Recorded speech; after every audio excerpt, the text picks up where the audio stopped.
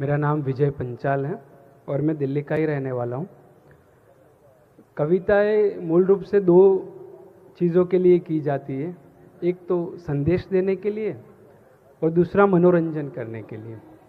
तो मैं जो कविता लेके आया हूँ ये एक स्पेशली ओकेज़न के लिए बनाई हुई है और एक संदेश देने का इसमें सिर्फ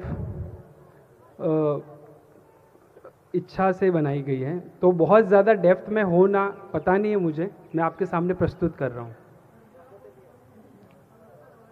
पथ अवरोधक पाषाणों को उखाड़ फेंकने वाले, पथ अवरोधक पाषाणों को उखाड़ फेंकने वाले, स्ट्रीट लाइट के नीचे पड़कर भारत को रोशन करने वाले, पथ अवरोधक पाषाणों को उखाड़ फेंकने वाले, स्ट्रीट लाइट के नीचे पड़कर भारत को रोशन करने वाले, हिंद के सरदार तुम, हिंद के सरदार तुम। अर्धांगिनी के देहांत पर भी, अर्धांगिनी के देहांत पर भी अपने कर्तव्य पथ पर अविराम कर्मवीर तुम। खंड खंड भारत को, खंड खंड भारत को एक सूत्र में पिरोने वाले हिंद के सरदार तुम, हिंद के सरदार तुम।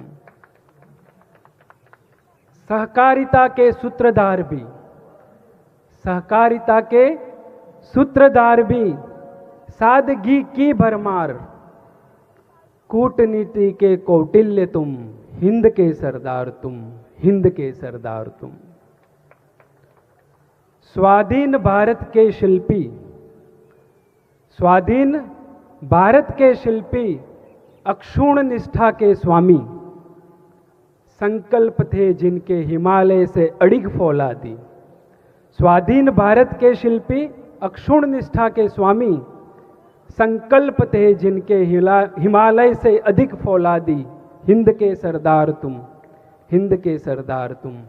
मातृभू की आन तुम, मातृभू की शान तुम, मातृभू की आन तुम, मातृभू की शान तुम, हिंद के सरदार तुम, हिंद के सरदार तुम।